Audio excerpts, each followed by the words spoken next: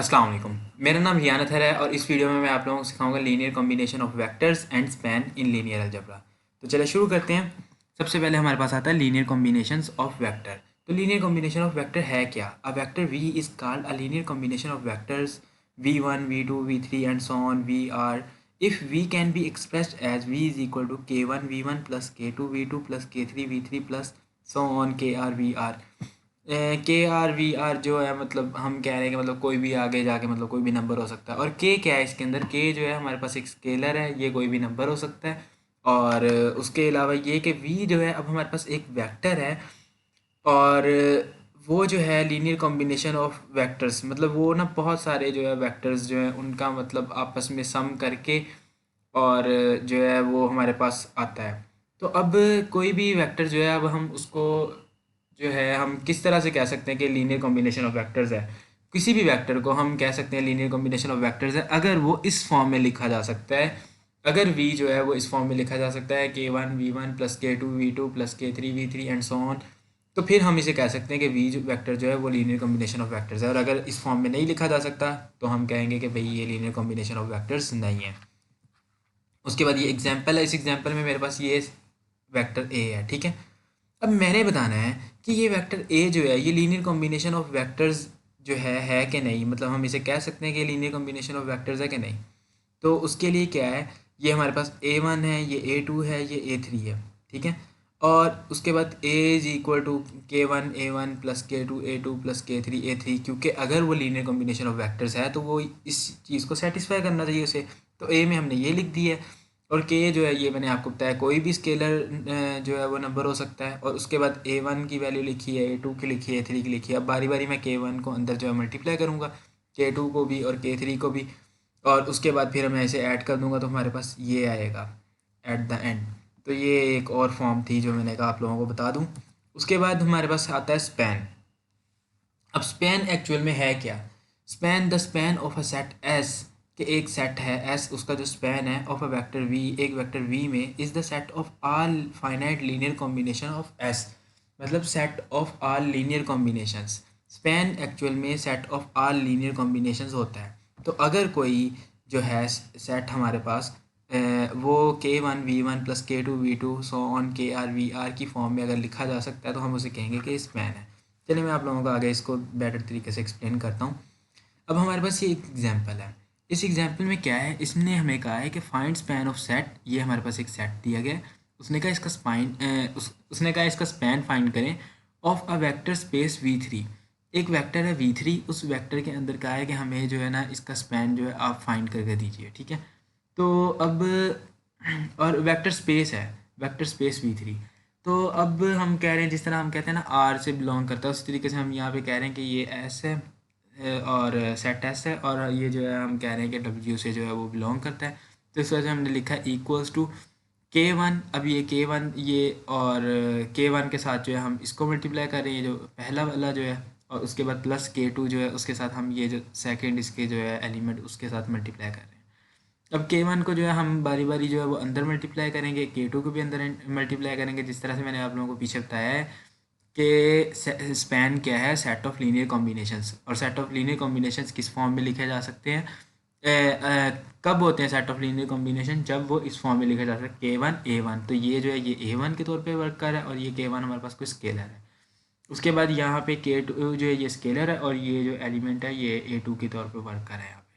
अब मैं अंदर मल्टीप्लाई करूँगा, अब यहाँ पे 1 से मल्टीप्लाई होगा k1 आ जाएगा, बाकी 0 0 हो जाएगा। और यहाँ पे ये इस 1 से मल्टीप्लाई हो जाएगा तो k2 आ जाएगा, बाकी 0 0 हो जाएगा। और अगर मैं इन दोनों को अब ऐड करूँ तो क्या आएगा k1 k2 और 0। तो मतलब ये xy प्लेन के अंदर लाई कर रहा है, ठीक है, क्योंकि z जो है वो 0 है। उसके बाद आगे हमारे पास एक और एग्जांपल आती है। अब इस एग्जांपल में वो हमें क्या कह रहा है? इस एग्जांपल में वो हमें कह रहा है find the span of subset S, कि एक सबसेट सेट है मतलब सबसेट है एस। उसके अंदर जो है उसने हमें दिए हुए हैं दो एलिमेंट्स दिए हुए हैं 1 2 और 0 2 of a vector space v2 and prove that 3 7 belongs to the span of S. उसने कहा है कि जो 3 7 है वो एस के स्पैन से जो है वो बिलोंग करता है। और उसके अलावा उसने हमें ये जो है ये सेट दिया हुआ है। उसके बाद ये आगे भी कह रहा है, ये हम बाद में देखते हैं। तो अभी सबसे पहले मैं आप लोगों को बताता हूँ कि हमने स्पैन फाइंड किस तरह से करना है। स्पैन जो है वो क्या है, मैंने आप लोगों को अभी थोड़ी देर पहले बताया था। स्पैन है सेट ऑफ लीनियर कॉम्बिनेशंस। तो सेट ऑफ लीनियर कॉम्बिनेशन है, तो इस वजह से हम इसे लिखेंगे K1 और ये 1 2 से मल्टीप्लाई करेंगे और K2 को 0 2 से मल्टीप्लाई करेंगे। ये 1 2 था और 0 2 था, और अगर इसके बाद आगे एक और एलिमेंट लिखा हो, कोई 1 3 लिखा हो, तो हम K3 को 1 3 से मल्टीप्लाई करेंगे। तो अब इसको मल्टीप्लाई करूँगा तो ये हमारे पास आ जाएगा K1 और 2K1, और ये आ जाएगा 0 और 2K2। अब इसको हमने ऐड करना है, तो K1 जो है वो ऐड होगा ये 0 के साथ, तो ये K1 आ जाएगा, और 2K1 जो है वो 2K2 के साथ ऐड होगा, तो ये हमारे पास 2K1 प्लस 2K2 आ जाएगा। तो ये हमारे पास स्पैन आ गया, ठीक है।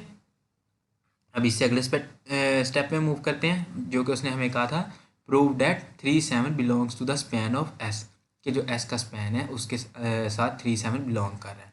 तो अगर अब मैं यहाँ पे कह रहा हूँ इफ़ 3 7 बिलोंग्स टू एस, कि अगर 3 7 जो है वो एस से बिलोंग करता है, देन तो ये एक कंडीशन है, ठीक है, कि अगर ये बिलोंग करता है तो क्या हो 3 7 जो है वो इसके बराबर होना चाहिए। तो ये हमें यहाँ से ही हमें पता चल रहा है 3 जो है वो K1 के बराबर आ जाएगा, और 7 जो है वो 2K1 प्लस 2K2 के बराबर आएगा। तो 2K1 plus 2K2 is equal to 7। अब यहाँ पे मैं A1 की वैल्यू K1 की वैल्यू जो है वो पुट करूँगा, तो हमारे पास K2 की वैल्यू जो है वो 1/2 आ जाएगी। तो मतलब ये जो है हम कह सकते हैं कि अब हम देखो हमारे पास K1 की भी वैल्यू आ गई, हमारे पास K2 की भी वैल्यू आ गई। तो हम कह सकते हैं कि K1 और K2 की हमारे पास दोनों की वैल्यू आ गई। तो 3 7 जो है belongs to the span of S. उसके बाद उसके हमें वो अगला पार्ट क्या कह रहा है, prove that 3 7 does not belong. अब वो कह रहा है 3 7 जो है वो बिलोंग नहीं करता, किससे बिलोंग नहीं करता, to the span of 1 2 and 2 4। तो वो अब हमने ये चीज़ कैसे फाइंड कर सकते हैं, अब हम इस वीडियो को पॉज करें, अपना दिमाग लड़ाएं, और अब मैं आप लोगों को बताता हूँ। तो ये देखो 3 7 जो है, अब वो यहाँ पे 3 7 तो वही है, लेकिन उसने अब यहाँ पे हमारे पास जो सेट है वो चेंज कर दिया। तो अब इस सेट के स्पैन के साथ ये जो है बिलोंग करता है 3 7 के नहीं, तो पहले हमें इस सेट का जो है वो स्पैन फाइंड करना पड़ेगा। तो सबसे पहले हम इसका स्पैन फाइंड करते हैं। आप लोग वीडियो को स्टॉप करें और स्टॉप करके कोशिश करें खुद स्पैन फाइंड करने की। चलिए अब मैं आप लोगों को बताता हूँ। ये देखें, ये हमारे पास दूसरा सेट आ गया। अब इसको स्पैन फाइंड करने के लिए वही मैंने आप लोगों को बताया कि स्पैन क्या है, सेट ऑफ लीनियर कॉम्बिनेशंस। ये देखें स्पैन वगैरह ये बहुत ज़्यादा इजी है, बहुत ही ज़्यादा इजी है। तो क्योंकि सीधा सीधा हमें पता है, आप लोगों ने बस 2 3 टर्म्स होती है मैथ में, आपने वो उसको याद रखना है। अगर आपको मतलब वो टर्म्स का पता चल गया, आपको कंडीशंस का पता चल गया, आपको किसी तरीके का भी क्वेश्चन आ जाए, आप इजीली कर सकते हैं।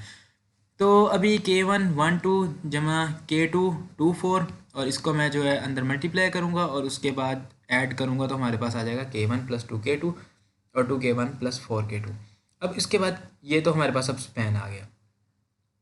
अब मेरे ख्याल से आप लोग ये 2 एग्जांपल्स के बाद किसी भी आप लोगों को सेट का स्पैन आ जाए, तो आप मेरे ख्याल से फाइंड कर सकेंगे।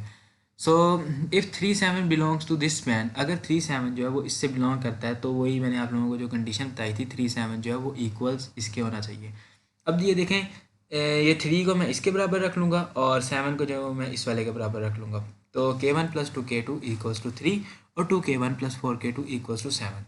अब मैं इस वाली इक्वेशन को जो है वो 2 से डिवाइड करूँगा, तो हमारे पास क्या आएगा, K1 plus 2K2 equals to 7/2। अब ये देखें K1 plus 2K2 equals to 3 आ रहा है, और यहाँ पे K1 plus 2K2 equals to 7/2 आ रहा है। तो मतलब ये जो है, ये एक इक्वेशन में ये इसको 3 के बराबर बोल रहा है और दूसरी में वो 7/2 के बराबर बोल रहा है। तो इससे हमें सिंपल पता चलता है कि ये जो है 3 7 वो इस सेट के, ये जो उसने बाद में हमें दी है, इसके स्पैन से बिलोंग नहीं करता।